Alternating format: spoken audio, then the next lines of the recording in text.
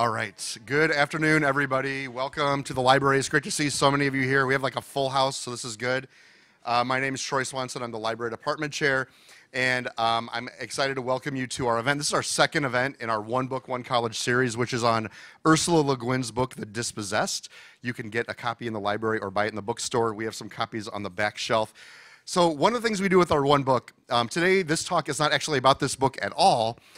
It is about a theme that is covered in the book, and there's a scientist as the main character in the book. And we thought, thinking about today, what is one of the key pieces of technology that is influencing our world, and that is artificial intelligence. So we thought we would not be doing our job right with this topic if we did not bring in a speaker to talk about this. And luckily, we found a leading expert just up the road, Dr. Azton Wells, so thank you for being here, at Argonne National Lab. And you may mention Argonne, but let me just say, sometimes students don't know, if you go down 107th Street, and you go up Route 83 and over on Bluff Road, like within 15 minutes, you will hit Argonne National Lab, which is a laboratory funded by the national government and universities to do cutting-edge research. They do all kinds of things. Battery cell research, computer science research, which we'll hear about, and we are lucky that we have some of the world's leading scientists just in our backyard, and when we're nice to them, we ask them nicely, many of them have come down the road and will give a nice talk for us. So that's what Aston's doing today, so thank you for that. Dr. Azton Wells has a PhD in computer science, physics, in physics, even fancier, from UC San Diego, which is probably a lot nicer in the winter than it is here. Found his way to the Midwest, and actually, I'll say he's doing this as a kind of a personal favor because my son and his son swim on the same swim team. So when I found out what he did, I was like, would you like to come and give a talk? And he said yes. So thank you for doing that. Thank you for your time and your expertise. I will turn it over to you, and thank you, all of you, for being here. So thanks. Well, thanks, Tony. I just want to say it's actually really cool to be here. I am probably one of the least typical scientists that you'll ever meet. I spent 10 years in the military, in the Air Force, and then I started my studies at a community college in Florida. And one of my core memories from that is going to a talk there and seeing a biologist from the University of Florida talk about how she discovered like a bunch of tropical plants in Antarctica. And I thought it was just really cool to see an actual scientist at that stage in my career. So it's really, really awesome to be here. And yeah, so I mean, artificial intelligence is probably one of these things that everyone in this audience has heard of, I hope, or maybe you haven't because you don't like to pay attention to ChatGPT. I don't know. That's personal preference sometimes. But it's one of those subjects that's polarizing, at least in the field of science. There's a lot of people who think that there's tons of value. There's a lot of people that really don't like it because it doesn't give you an equation you can solve. It doesn't give you robust error estimates. It doesn't give you a lot of the things that science is built on. And so this talk is about my explorations in trying to use artificial intelligence for science and, well, trying to avoid some of those pitfalls along the way. And so this is going to be a little bit of a meandering path. I'm going to talk about LLMs, which is the backbone technology that drives things like Anthropic's Claude and OpenAI's ChatGPT. But I'm going to talk about them from the perspective of the project that we have at Argonne, which is trying to train LLMs and develop them for scientists to use. Out of necessity, that brings in the science that I do, which is typically cosmological simulations. These are huge volume simulations of the universe. So these are how we validate that the physics we think we know is actually what happens in the universe. And applying things like LLMs and AI to these simulations is extremely difficult. Not just because of the technological limitations, but because of the limitations of the precision of the methods. So if you try to do AI in these simulations and you do it badly, you end up with gravity that doesn't actually work. You end up with physics that doesn't actually exist. You end up with results that you might as well put in the trash.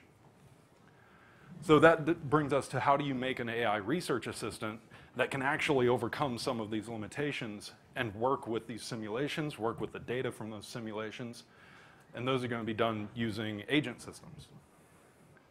And finally, because I just cannot focus on one subject, We're going to talk about my other project, which is using the same technology, transformers and LLMs, but applying them to genomes, which is maybe not what you would think we should call a language, but it is a language when you think about it. It's a language of how to make an organism. So as a little bit of background, LLMs are not black magic. They are very simple, at their core, very simple probability machines. So if you think of, does this work? No, all right. So if you look at this 4 letters here, that would be the input to an LLM.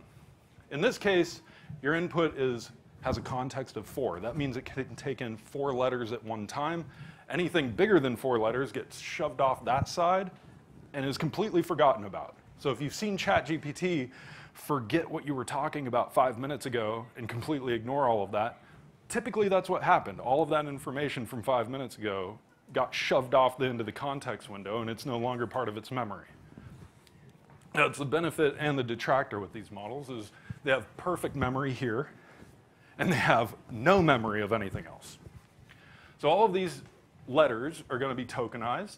That's basically just assigning a number because that's how computers work. They don't work on letters. You have to assign some sort of integer, some sort of numeric value to those letters. And then you pump that through what you call a decoder-only transformer. This is the foundation technology of ChatGPT, Claude Anthropic, or Anthropic's Claude. All of them are built on these. And what do you get out? You get out, instead of ACGA, you get token predictions. So you're going to get, if you look at token 1, you're going to get some probability that the model assigns. The probability of an A is down here at 0.05 or something like that. And then the probability of C is very high because it saw that C comes in right here, so it knows that it's a C. Same thing happens for the next tokens. But the interesting part happens here, which is the token that you're trying to predict. That's the token where it's saying the probability of this one based on everything else that came before. And so you get a much less collapse probability. It's a little more unsure. And all of that depends very strongly on the training that you apply to it. But it's just probabilities. It's not a person writing that has a very good understanding of the English language. So it can lead to unexpected results. So the cat in the, does anyone have any idea what might follow the cat in the hat? Maybe a box, probably a box, maybe a square. But a model doesn't know intrinsically that cat in the hat is the most common and logical response. It might think it's the cat in the hinnon, which is a princess hat. It doesn't make sense for us, but for a model, those are almost equivalent responses. Or it could just give you wrong results. So here's a kid asking ChatGPT, generated by ChatGPT. It's very meta. But you could say, how many zeros are in 250 billion? Now I want to highlight this line right here. 250, no zeros there. This is GPT-5, the newest model. I ran this yesterday. Okay? This is not an old example. And it cannot count the zeros in 250 billion. If you've been on the internet lately, you might have seen these Google AI summaries of search results that suggest you should eat rocks because they're healthy for you, or that you should add non-toxic glue to your pizza sauce to keep the cheese from falling off. These are the sorts of errors that you can get to when you're letting a probability machine just kind of try to make sense of things. And that is, honestly, all of that is why, one of the reasons why we as scientists are like, oh, we gotta study this, we have to understand it, because how can we use it and make progress in the field without understanding it? Because that's not where OpenAI and Anthropic are spending their time. They're trying to make good models for regular people that write reports or ask them questions or they summarize Google results. They're not really trying to make rigorous, good models for science. So yeah, why would, yeah, you know what I mean, right? Why would scientists study LLMs? Well, there's a lot of reasons. The reasons depend on who you ask. Everyone has their own little motivations. These are mine. I don't like closed source black boxes. So OpenAI or Claude, I know vaguely what's going on under there. I don't know what the actual architecture of that model is, how it's built, how it's trained, data that they included in training.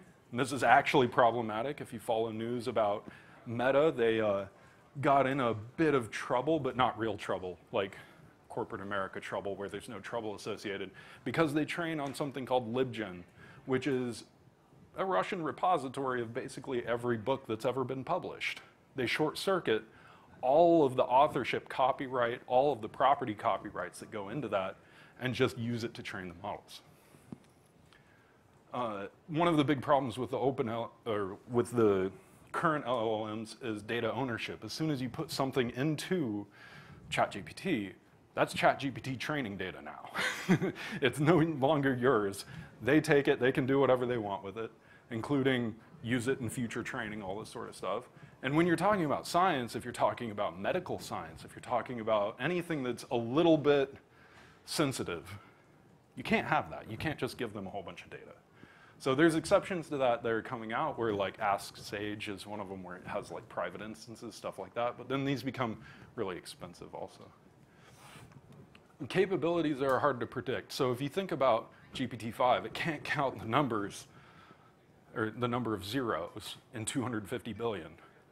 But it can solve Lagrange's equations in non-spherical coordinates. Like, it's absolutely crazy that you can ask it hard things that it does really well, and you can ask it very trivial things that a kindergartner should be able to do, and it fails terribly.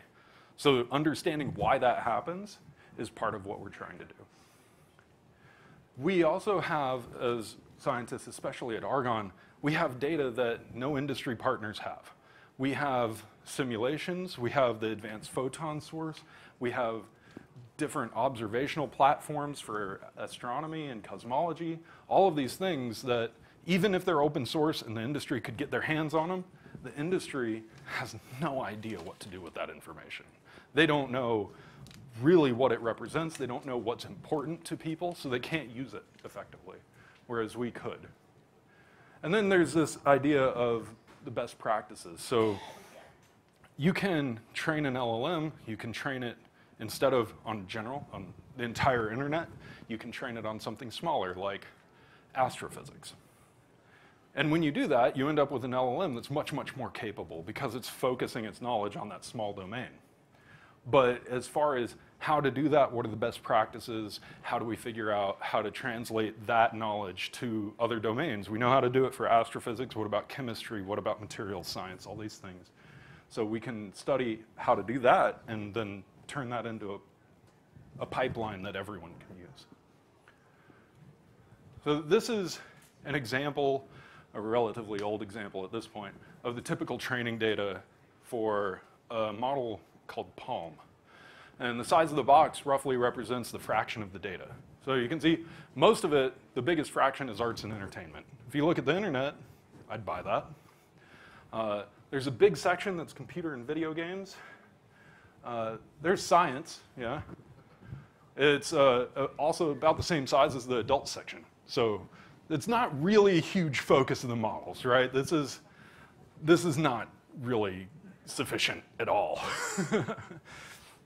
So what we'd like to do for AuroraGPT is make it something like that.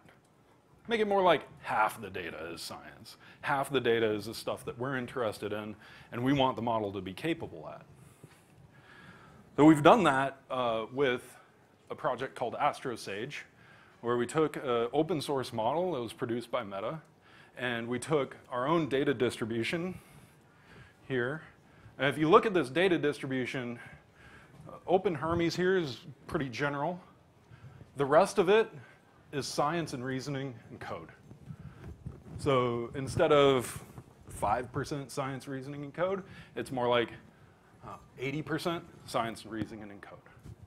And when you train a model like this, this plot shows the accuracy of the model and the cost. Don't worry about the cost. No one really cares about that. Money's free, right? No, I'm just kidding. So this is the model we started with, Llama 3.18b. Sorry for the potato quality of this plot. But when you apply this training, the accuracy goes from 74 to 81 or 82%, which is actually better than a lot of the other models that existed at the time. We also did this for a 7dB model, 70 billion parameters, sorry, that's what that means. And you get basically leading edge performance. Despite the fact that, for instance, this model, 03, has trillions of parameters. This one has billions of parameters. It's an order of magnitude smaller, but it still performs well because we focused it on the domain. So really, what we're trying to address is that scientists have atypical usage in LLMs. So, I mean, on the right there, maybe that's a kid looking at ChatGPT, and on the left, that's someone else using AI for something that ChatGPT thought someone would use AI for. So we care about intrinsically different things. We're not just going for QA on our phone. We care deeply about hallucination. If it makes up projects, it makes up people, it makes up results, that's not really acceptable. We care about truthfulness. I don't know if you've ever experienced this with ChatGPT, but if you sit down and you ask it a question, it is driven to answer. It must answer your question. Very rarely will it say, oh, I'm not sure. And that's the part of truthfulness that we care about. Why does the model have to give us an answer, and why does it have to sound like it is incredibly certain? It is almost selling you that it is a world-leading expert, even though it just actually fed you a legitimate pile of garbage. So for one of the keys for a lot of people who interact with ChatGPT or other models is that they like when the model is nice to them. They like when it complements their ideas. But as scientists, we don't really want that. We want it to be critical. We want it to say, no, that's a dumb idea, and here's why. But that's not how they're trained currently, because most people don't want the models to interact that way. We need it for data analysis and for the science pipeline, right? And the problem with data analysis is data happens on numbers. ChatGPT, if you try to multiply two 5-digit numbers, it fails about 50% of the time. So if you try to do any sort of data analysis on ChatGPT, it will fail completely and unequivocally and put decimals in the wrong places. It will do as much wrong as it possibly can. And then not only do you need data analysis, you need data at a massive scale. I mean, we have experiments that generate petabytes of data every single day. So 1,000 gaming laptops full of experimental data, and it needs to interface with those things. So, I mean, all of that, of course, raises the question, how can we use them for these hard science applications if they're honestly just probabilistic models for language? That's why they get decimals wrong. That's why they can't count zeros. They're not actually running programs. They're just trying to calculate a probability of the right answer. Which necessitates talking about what do I mean by a hard science application. So by hard science, this is one example of a cosmological simulation that we did at Argonne called the far point. So what you do is you take a huge volume. So if you think in terms of space, the Milky Way is about 600,000 light years across. This box is 9 billion light years across. It's a huge volume. Each one of these really dark spots here, or really light spots rather, is roughly the size of the Milky Way. So you're getting thousands upon thousands of Milky Way-sized galaxies in this sort of simulation. And you post-process that and turn it into what we call a light cone. And that's what you're looking at here. So if you imagine Earth being here at z equals 0, and you're looking out, this is what you would see in the density of the universe as you look out further and further back in time. So that simulation right there is, no, too far. What? Well, all right. That simulation is actually an old version of this simulation. So what you're seeing is a video. This is a volume. This is a collapsing region. It's highlighted by the box in that volume. That outside is about 1/100,000th of the volume that we simulated. So multiply that by 100,000 times, and then you get the full simulation. It looks like this. All of the little dots that are falling in are actually galaxies, right? And each one of those things is represented by particles within the simulation. So we have really weird I/O. We are trying to run on Frontier, which is the biggest computer, second biggest computer in the world. It has basically 72,000 GPUs in it, so kind of large. It's the first exascale system, which means it does a trillion operations every single second. Now, the data from that simulation has to be kind of unique I/O so that you can actually work with this computer. You can actually write enough data to disk fast enough. It is massive in scale. There's trillions of particles. Every particle has attributes. Each of these attributes takes up disk space, so that's about 150 terabytes per time that you save the information from that simulation. And then the documentation for this simulation, the software that you use to interface with it, is really obscure. It's really hard to understand. There's 5 people who work on this code. All 5 of them know it really, really well, and so they don't need documentation. So me, I can't really interface with it. And a new student could spend a month or even longer just learning how to actually interface with the simulation, learning how to, if you will, look at a simulation. So what we want to do is develop an AI research assistant that can help kind of short-circuit the process of understanding data, looking at data, and actually get into thinking about results, thinking about the physics instead of thinking about how do what library call do I do, where do I find that, and having to go on the phone with like 12 different people to figure it out. So the AI research assistant is made of agents and tools. An agent is basically an instance of an LLM that's given a very specific job: software developer, code test writer, web search and summarization agent, these sorts of things. They give a very small job, a very small chunk of a job, and then there's an orchestrator who runs the whole thing that says, oh, for this problem I need to do this, for this problem I need to do this, for this, please search over here. And what we're trying to do with that is leverage all of the work that thousands of scientists have done in the past, where the routines to access these simulations are already written. They've been written probably 5 different times. I don't have them on my hard drive, but they exist. Same thing with online databases, catalogs, other simulation codes. All of these things have dozens to hundreds of scientists who have worked on them, but those tools are not public domain. So if you make those public in the sense that an LLM can use them, can call that tool with the right arguments and figure out how to process it, now you can actually process data using an LLM, because it's not the data going into the LLM, it's the LLM writing code that then operates on the data. So our example of that is this interface called Dr. HACC. You guys are the first people outside the Secretary of Energy to see this, so congratulations. So we're asking it to find unusual objects and visualize them, right? And this is what goes into the LLM.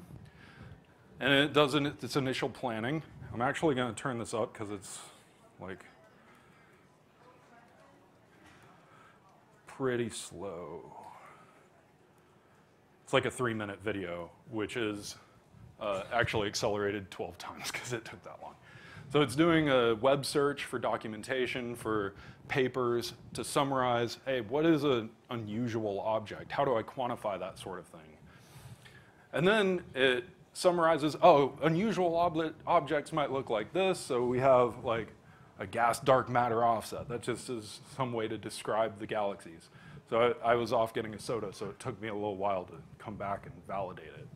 But ask me some questions. Am I okay with this sort of approach? And then we're off to the races of it trying to generate an answer for me.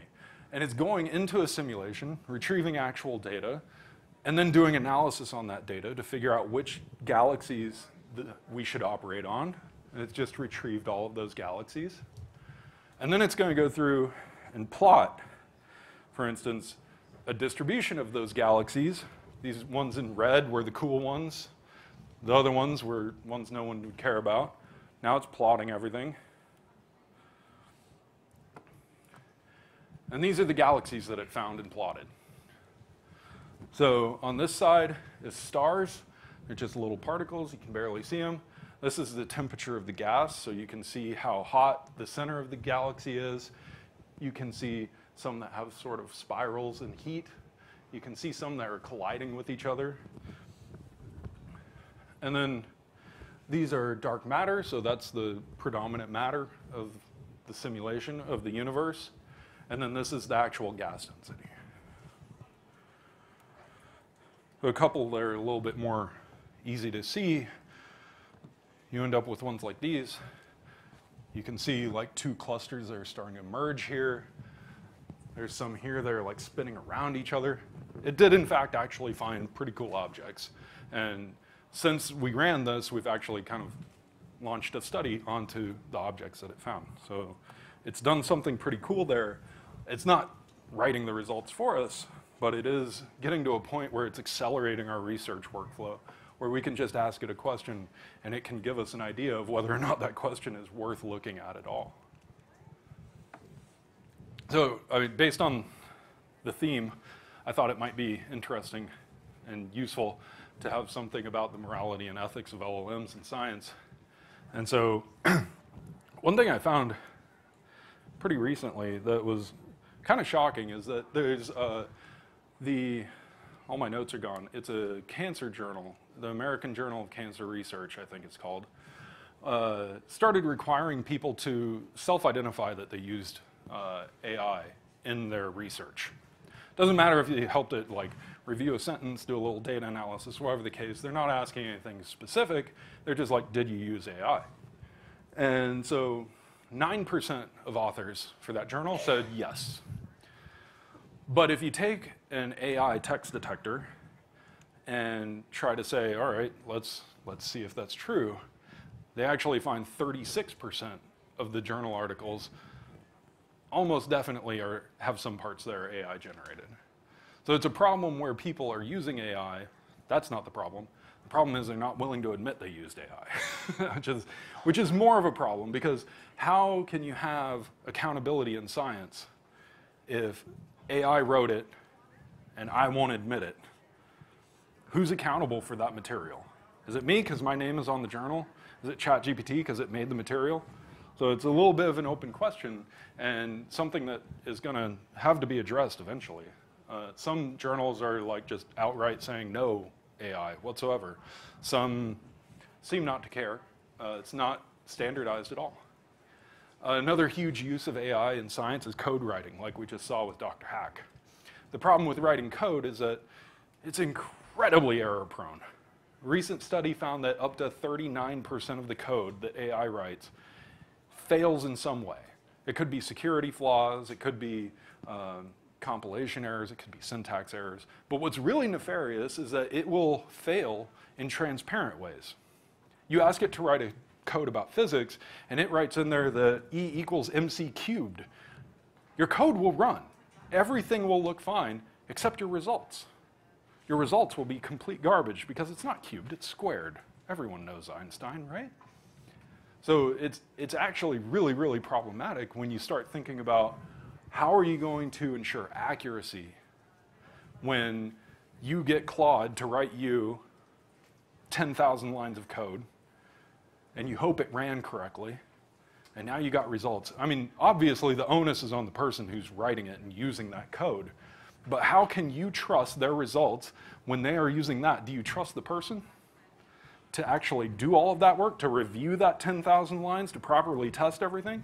Or is it cast doubt on basically everything that gets done? How do you ensure reproducibility? It's a cornerstone of science. You cannot have scientific results that are not reproducible. But how do you reproduce it when AI wrote the code, AI ran the code, AI may have written part of the paper, and that code may or may not be saved anywhere? Now you have to go regenerate it or rewrite it yourself, and hopefully you come to the same result.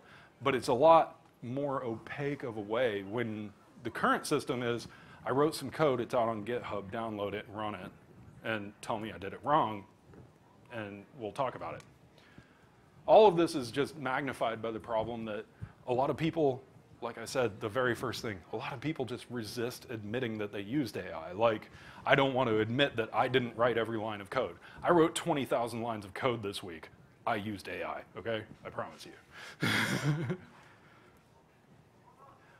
For better or worse, though, all of that stuff has to be addressed because adoption isn't slowing down. It's going faster, it's getting bigger, and it's getting hazardous, I'm going to say, because right now we have a conference where AI serves as both primary authors and reviewers of research papers. I use AI every day. I use ChatGPT and Claude every single day. I don't like that plan. Or Sakana actually submitted a peer-reviewed scientific publication to a conference. It was accepted. I read it. It was not very good, but it was accepted. So now you're having something that was written completely without human intervention getting accepted at a conference. Google has lately been trying to solve all of science with AI. This is their latest effort to write software using AI, which is not bad, but at the same time, the way that they're writing these things are, there's no human involved. They go off and they write and they come back with a result, and you're supposed to trust an AI system that just came to you with the answer, which I don't, I wouldn't. And NVIDIA and NSF putting $152 million into studying these things, trying to make open source and accelerate them more. So it's really an industry that's not going anywhere, and it's going to be an interesting road to try to navigate when the industry is trying to automate everything without humans, and all the humans kind of still want to be involved, as far as I know. You guys, I want to be involved.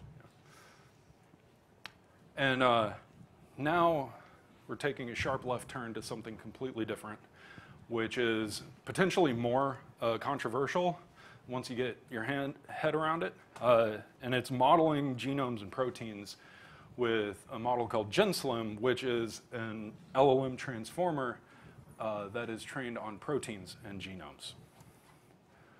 So we need a little bit of a paradigm shift because genomes aren't really a language that you would think of. But if you think of it in the sense that they are a language that describes an organism, it's a language we can't read, but it does in fact do that, you can think of nucleotides or amino acids or codons, the things that code for amino acids. You can think of those as words. So those are the foundational atomic piece of language. The greater context, just like your LLMs have to learn what the word lead means in a sentence, it could be toxic metal, it could be someone leading someone somewhere, all these different meanings and that are based on context. But all of that has to be learned by your model. The problem is we have a lot of words, and we have a few words that are very, very strongly dependent on context.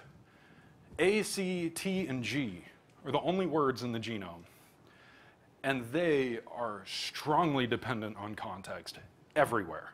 There is almost no place where A means the same thing across the entire genome. That just doesn't happen. It is always different, and it depends on contexts that are pretty big chunks of the genome. So protein language model is a little bit of a departure from language modeling. This is how you would train a language model. You have pre-training, which is let's put the entire internet into this model. You have instruction tuning, which is basically telling the model, hey, when I ask you a question, I'd like you to respond with an answer. And then you have reinforcement learning. This is the interesting one because this is where you teach it that the cat in the hattin is not the right answer. It's the cat in the hat, right? Hennin. Cat in the hennin is the bad answer. Cat in the box is also not the right answer. It's the cat in the hat. You can do the same sort of thing for protein languages, where you get some large database of proteins, you train on that as pre-training. You can do task-specific fine-tuning, like maybe you want to say, hey, this protein survives at very low pH, and let's classify that. Or this protein is really, really, really good at some other job, and you can quantify that with a number. You can predict that with these models. And then you can also do this preference optimization where you say, hey, these two proteins are basically the same thing.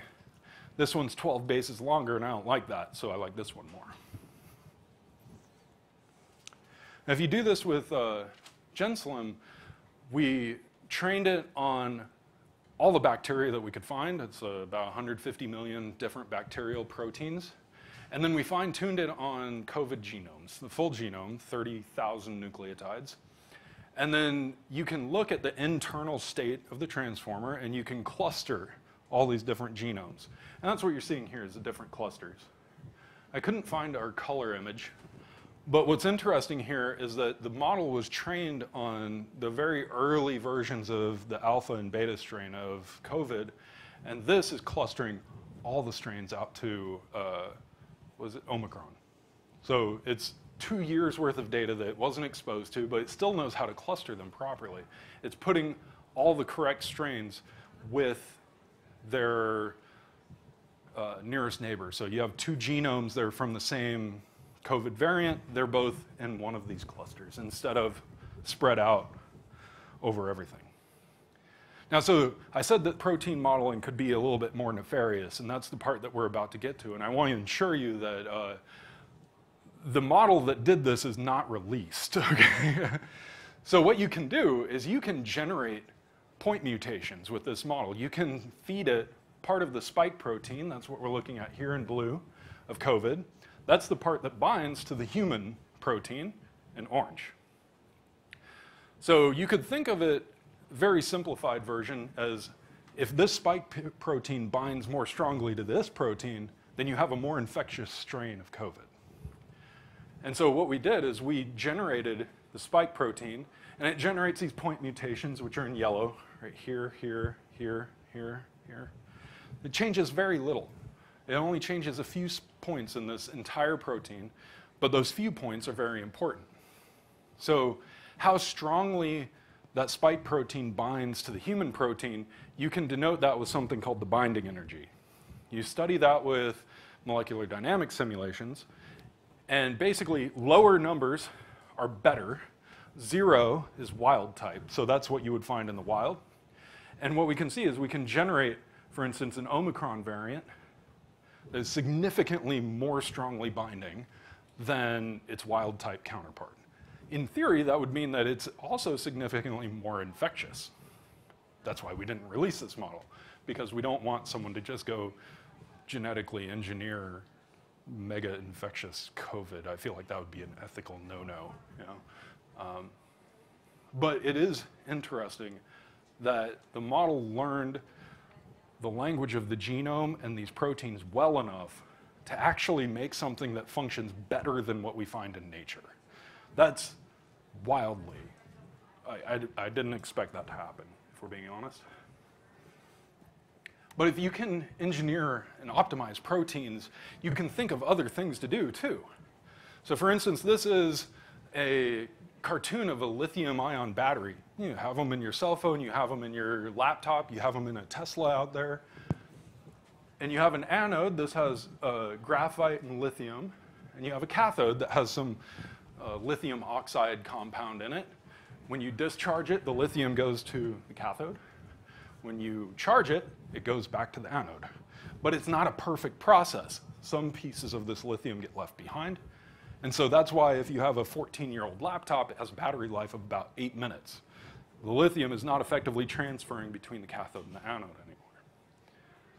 But, and I mean, really, when you have a battery out in, currently, there's nothing you can do about that except throw it, dispose of it, get a new battery. Don't throw it in the trash. Heard that's bad. All right. But there are some proteins that bind rare earth metals, like lithium, like cobalt. Despite the fact that you have the situation where how do you get one of these proteins to interact with lithium in this cathode?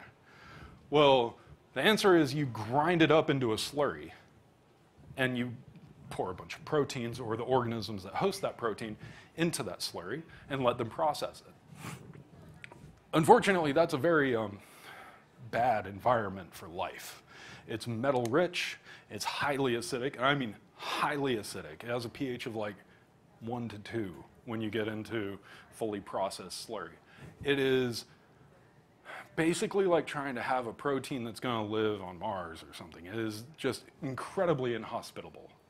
So if you can find a way to take these proteins that can process and they can attract lithium, they can pull it out of this lattice and they can just put it out into solution, then you can recycle the lithium, you can recycle the cobalt, but you have to find a way to overcome that really, really terrible environment that it's going to be having to operate in.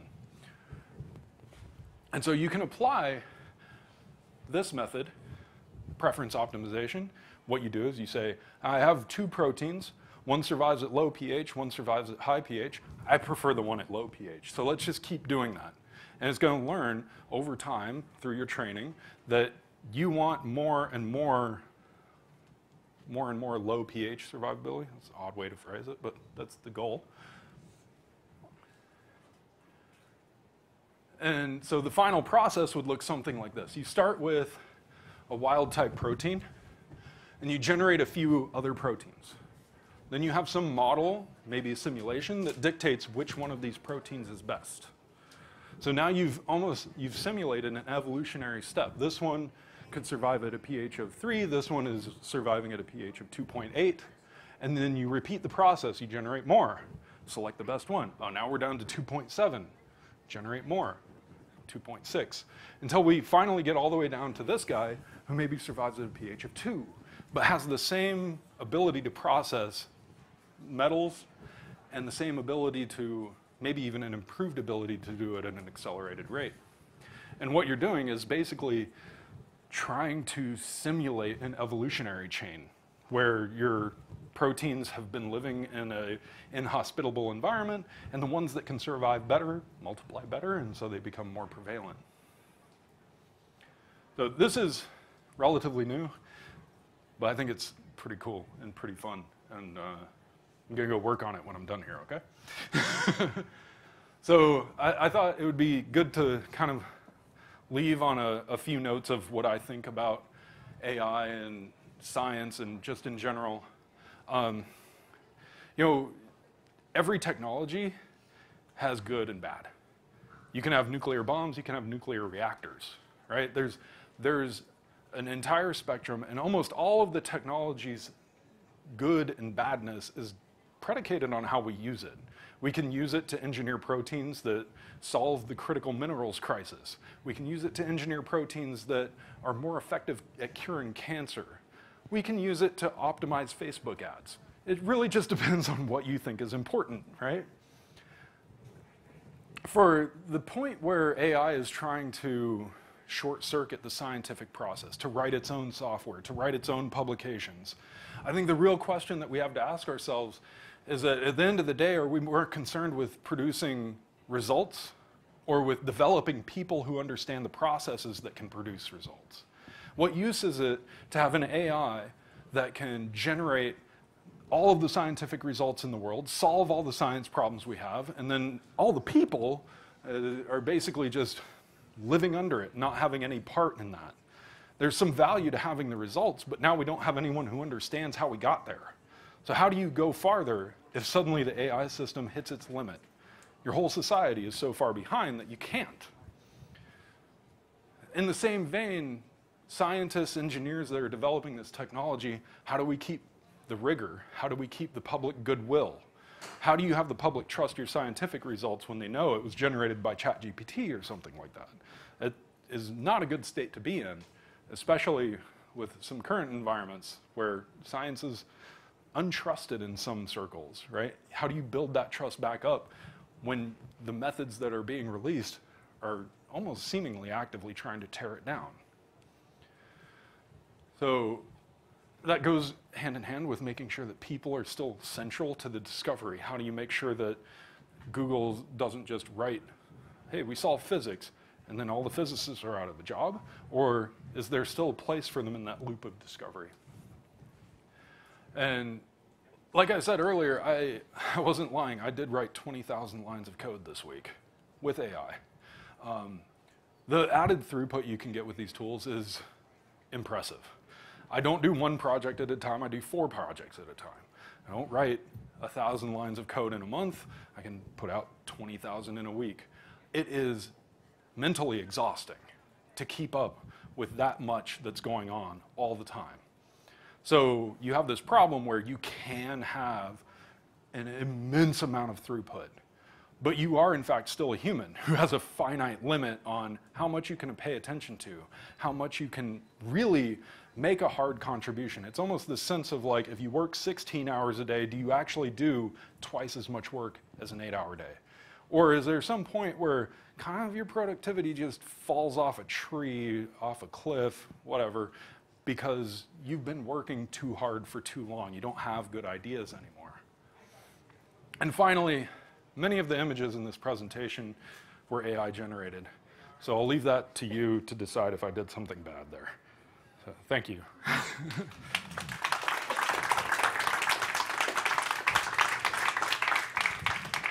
All right. So we have some time for questions. I'm sure there's some questions in the audience. We would like to, if you have a question, ask you to use a microphone so everybody can hear. Who would like to start us out? Yep. There's 2 over here. How would you use AI with like? Start over. How would you use AI with like mental health? Yeah. And like assessment. Yeah, that's a very, very tricky one, right? I was reading a paper that said that if you talk to AI in the right way, it will actually show signs of mental degradation. Like it will show signs of diagnosable mental diseases, and those don't go away until you like start a new chat. It's almost like a persistent thing. So it's interesting because they are influenceable by the interaction. Right? So it's not even a question of how can you use these in a diagnostic sort of environment, but how do you make sure that the diagnostic is true and reasonable given all the interactions that led to it also. That one's very hard.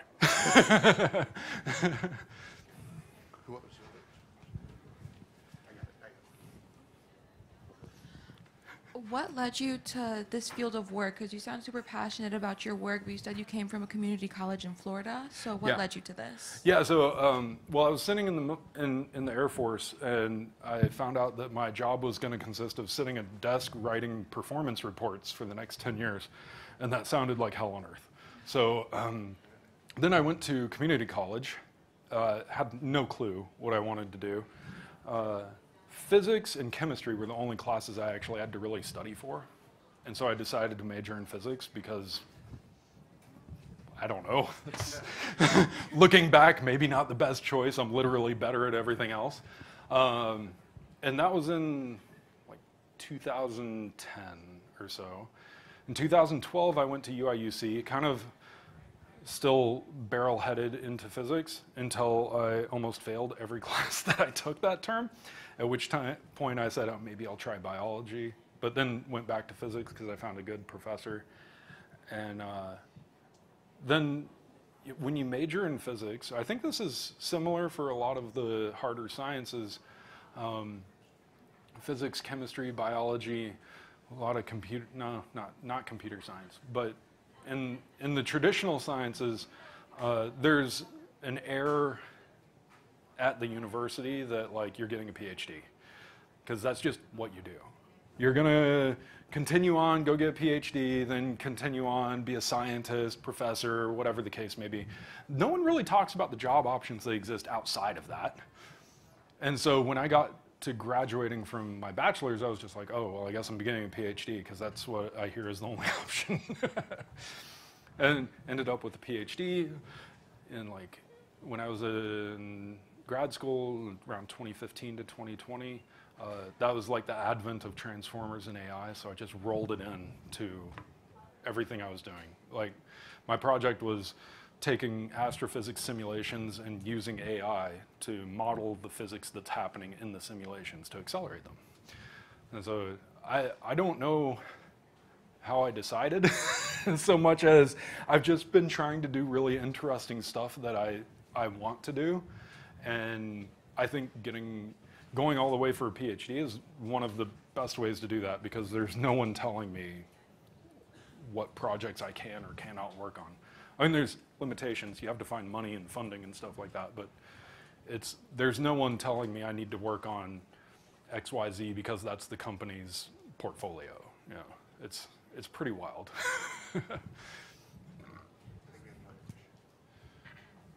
Are there any specific diseases that you predict will be closer on the path to curing from this new developed AI system? Well, I know at least one guy who's accelerated a lot of cancer treatments using these systems. So you can put in a cancer genome and a human genome, and you can try to identify which treatments are most effective. Or, for instance, if you have some biomarkers, some treatments are 95% effective, and others are basically 0% effective. So it's almost the difference between life and death. If you can tell that that biomarker is there and treat accordingly, and this is one of the systems that you can use to do that.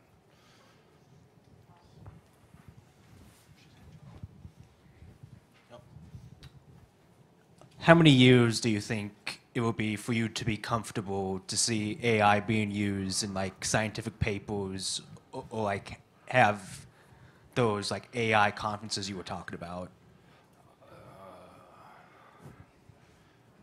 I don't know if that time will ever come. And it's not just a matter of AI making the results and me being mistrustful. It's the core of the fact. The fact of the matter is, if you have AI doing all the work, generating all the results, then the people who are able to comprehend, use, make further progress, that number goes way, way down.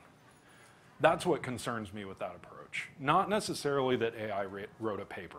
I mean, their papers are fine, and I'm sure they'll get better, but if you start losing the human input, then it seems like it will be harder to make progress if we run into a point where the AI system has hit a wall, right?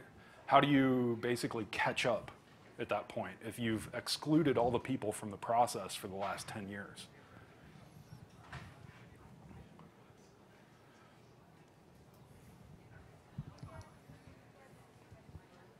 I know that Argonne partners with NGOs and private organizations in order for them to help with their research. Do you think it could be scary when, let's just say, OpenAI or Google comes into Argonne, knocks on your door and say, we want to make a product? How do you, or if you know, how does the management work on who to serve who? Well, it's an interesting problem because what we've seen is that Argonne, we don't really have the expertise to build these like really cutting edge AI systems. Like we have AuroraGPT, which is fine, but it's nowhere near like ChatGPT or something like that. And I mean, it's a problem of economics. The government and the lab just cannot pay enough to keep that sort of talent on board. And so when OpenAI comes and says, hey, we want to be able to solve problems you're interested in, can you help us in ways of X, Y, Z? There's a lot of agreement at the lab that like that is the sort of thing that we should be doing. Depends on who you talk to. You know, some people are like, well, I'm just helping them make more money, so it's a plus and minus, but it definitely has this benefit where, you know, they don't have the scientific expertise. So the only way we're ever going to get a cutting edge, state-of-the-art model that has the things we want is to work with them. So yeah, it's troublesome, but there's no way around it at this point. Other questions? Yes. It's kind of like a two-part question. It depends on the first answer. All right. So if in a nutshell, AI is all it knows is what we know, do you think there'll be a day where it kind of limits what it could help us with? So that is entirely possible. There's a vein of research that's called self-improving AI, which is trying to address that fact. Because if you look at current models from OpenAI, Claude, they are already consuming everything on the internet. They have consumed the entirety of human knowledge at this point. There's nothing left to put in. without self-improvement, without these reinforcement learning schemes that they're trying to include. So all of the improvement that you're seeing basically in the last year and a half is exactly that, trying to get the model to improve itself, not trying to improve the amount of data and knowledge that you put into it. Because there's no more data and knowledge left, really, in terms of language. And for the second part, do you think if one day we are able to teach it human philosophy and critical thinking and self-thinking, do you think it could like advance it even more? But then that could also raise the question, if it is possible, will it be able to have its own mind and its own beliefs? Yeah. Well, so the crux of all AI right now is that it requires input to start, right? So I would argue that all of you have your own mind, because if you go off into that corner of the library and decide to think about something, then you can do that. Whereas ChatGPT, all of these, they don't exist without human input. So you can think of like a critical analysis system. So there's a bunch of these things called co-scientists that are coming out. And the way that they're built is you have multiple agents with multiple roles, and these roles kind of go into a competition, talking with each other, pointing out flaws in ideas. Like, it's trying to simulate this idea of critical thought, where you might have an internal dialogue that's just kind of going back and forth between ideas, trying to find which is good, which is bad. That one's garbage, just throw it away, whatever. And so you're trying to simulate that idea with the agent system, but it still can't go start its own idea. It requires you to give it a good idea first, and then it maybe can improve, maybe it can come up with something you didn't expect, but it's not ever going to, at its current state, be able to exist in a conscious state where it's able to think of its own directions outside of what we're telling it to think of, basically. So that would require kind of a big infrastructure shift, I think.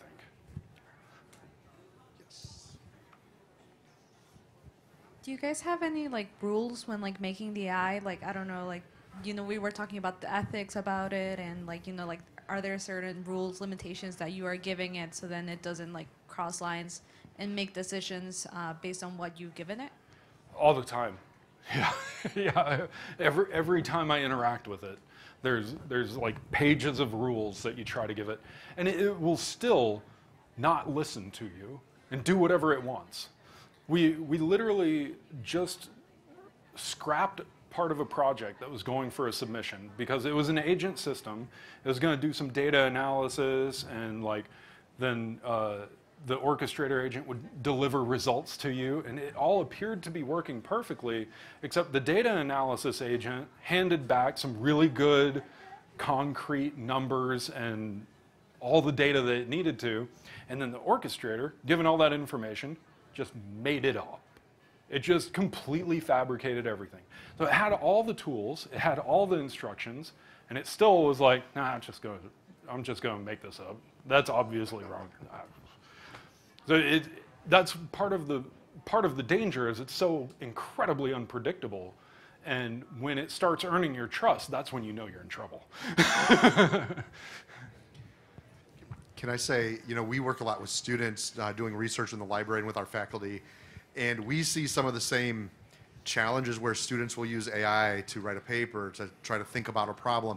And sometimes AI is like a partner, in that is you're working on a paper. But then when AI gives you an answer that you can't validate, Yeah. and you can't understand, and that's where we see students get in trouble, because they turn in a paper to a faculty member, and the faculty member's like, can you explain this to me? And the student's like, no, I can't, because ChatGPT did it for you, right? And so it's kind of frightening to me that to hear that the same thing happens at Argonne down the street as we see happening in classes here. So it seems like there's a commonality that we all have to kind of wrestle with as we're using this technology. Yeah, it is, yeah.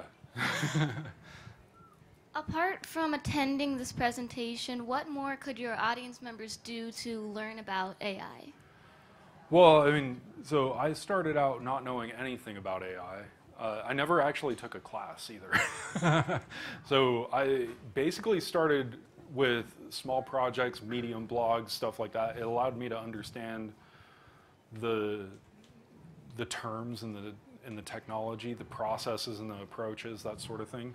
So all of that was very helpful. And then a lot of it is, I mean, if you're trying to understand it from a perspective of a consumer, then it gets a little bit more difficult because there's this nasty habit that everyone has of using human terms to describe AI activities like hallucination.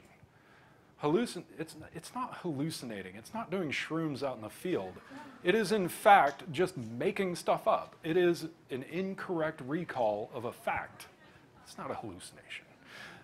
And this sort of problem is just prevalent across the entire thing. They're making it sound as if the AI thinks this, the AI decided that. And I mean, it makes it easier for the general populace to understand, but it's fundamentally untrue, which is a hazard. I mean, so trying to understand it from the perspective of a technology that is doing an algorithm and generating probabilities and that sort of thing, I think is the most useful thing that you can think of when you're thinking about these sorts of problems. Like, they do a really good job of tricking you into thinking they know stuff. What they're doing is still just probabilities. And it's important to remember that. That's why they tell you rocks are good for you. The probabilities were high. I don't know why, but they were. What are the negative environmental effects of using AI, or just AI in general? Oh, they could be huge, yeah. I mean, if one of the biggest criticisms of large language models is that you're using a supercomputer to have a chit-chat with. I mean, these are not small models. They run on legitimate supercomputer-sized infrastructure. For a point of reference, we have a supercomputer at Argonne. It's called Aurora. Fastest computer in the world. It is a 60 megawatt computer. So I didn't fully understand what 60 megawatts was when I read that. Turns out 60 megawatts is the entire power consumption of Downers Grove for one computer, right? So it's a question of like, is it worth it to justify that sort of power consumption for that amount of time? And, you know, the answers depend on you as a person, really. It could become problematic, I think, in the future with further adoption, and 40% of the power in the United States or something is just for generative AI. That's a concerning prospect, yeah. You were talking about how AI is based off of probabilities. Could AI ever have like a proper grasp on human emotion and possibly replace therapists? So the problem with all AI, so like AI at the most fundamental state, say you have, this is like the, I don't know how many of you are programmers, but this is hello world for AI, is predicting the price of a house based on some inputs about maybe the square footage and the zip code, right? And what it gives you is just a number that represents the price. It hasn't actually learned this is square footage, this is a zip code, this is the price that corresponds to those things. It's learned to approximate that. So this is one of the things that I meant, that AI as a human, treating it as if it is doing and knowing these things, is quite dangerous, because it is approximating it. It's basically said, oh, I've seen this interaction a bunch in my training data, so that's what I'm going to say about this. And so if its training data is a really, really good therapist, then it might do okay, but it also might tell you that cats wear henons. So it's not something that I would trust fully, not in its current state anyways.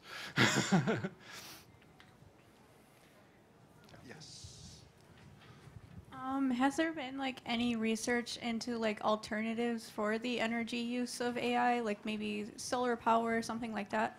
Oh yeah, I mean, there's so the problem with AI and with the power consumption that it has is that the entire field is basically predicated on trying to do as much as possible as quickly as possible. So that's why Elon Musk, when he built a 100,000 GPU data center down in Tennessee, he just bought 10 gas generators to do it, instead of taking a 5-year process to build out a solar field or wind farm or anything else. So I mean, those options are entirely viable, but it requires foresight and the dedication to use them, because doing the faster option of gas generators or basically buying up all the nuclear power for the next 10 years is much, much quicker. And that's what most of these companies are concerned with, is doing things quickly. So yes and no. If they decide that it's important, then it'll become important.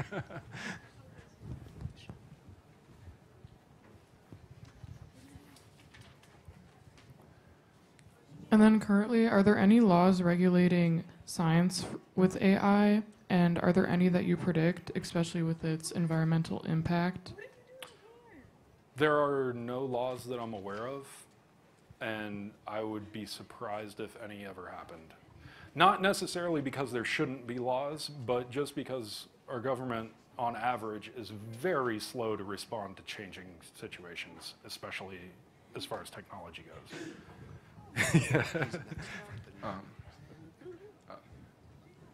Me? Yeah. Okay. Sorry.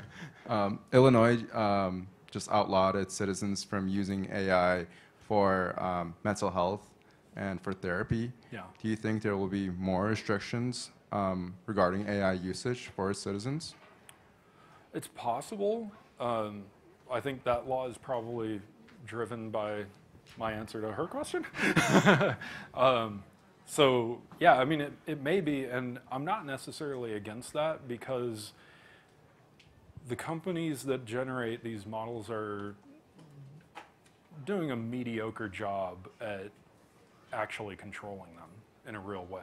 And so, I mean, if you use Claude GUI, like, it won't answer any question about a protein. It's very strange. But if you use Claude Code, which is free if you buy Claude, then it'll answer all your questions about proteins and write code for you. So they're unpredictable in what they will cover, and then they're also not standardized in the sense that you could have a model that obeys a lot of guidelines really, really well, and then the next generation falls apart completely. So I think I would be more of a fan of, like, government regulation going into the companies. Like, so we have, at Argonne, we have this quantum benchmarking institute. Our job is to take quantum computers and quantum plants and benchmark them and tell them whether they're good or bad.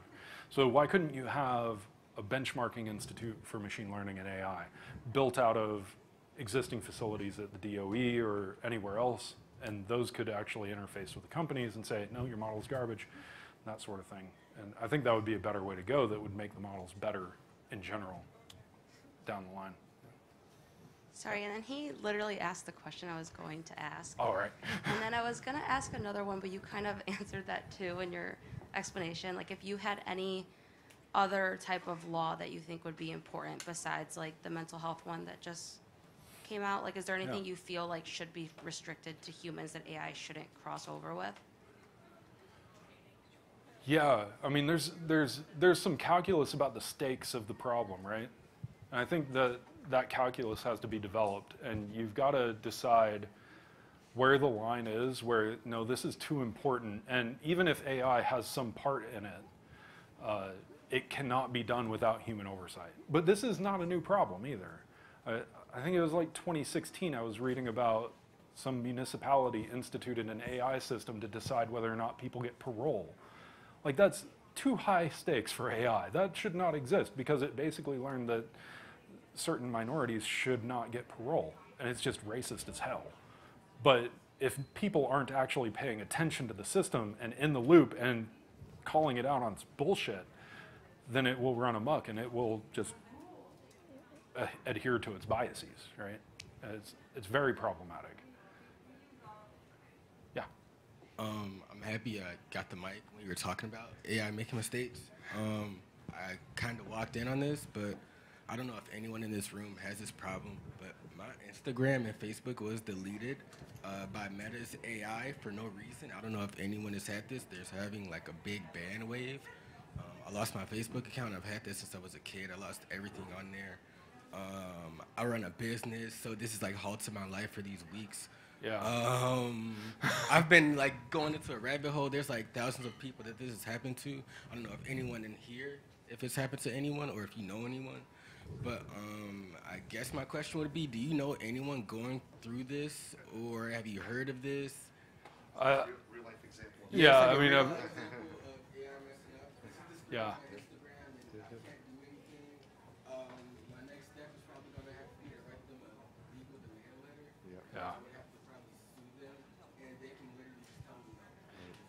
Yeah, I know basically everywhere that I've seen AI involved in industry, I've seen a lot of, it just makes me cringe just a little bit every time. I mean, there's this, there's AI, the problem that I just read about is AI writing job requests, writing resumes, and reviewing the resumes. It's like this infinite AI loop where the company is using the AI and the people are using the AI, and then no one can get a job because the AI hates other AIs. So it's, yeah, I don't agree with it. I think that there's a lot of dependence on it where it isn't strictly necessary, and it's not a good way to go, yeah. Maybe to close, because we're almost out of time, to just add, you know, someone that works deeply with AI on the job, if you were in the seats at college now and you were thinking about the future and, you know, how scared should we be about like job displacement, what are paths that you would recommend, or is that kind of overblown as we're making decisions about what the economy is going to be and how things unfold? So not as far removed of a situation as you might think, because my son is going to college next year. So even he is like, what do I do? AI is going to do everything. And I don't have a really solid answer for that. I'm sorry. When I think about AI and its current capabilities, like if you were thinking about being a lawyer right now with AI how it is, I would say the lawyer who uses AI is probably going to have a better chance than the lawyer who doesn't. But that is barring, you know, some weird situation where lawyers are made obsolete by AI.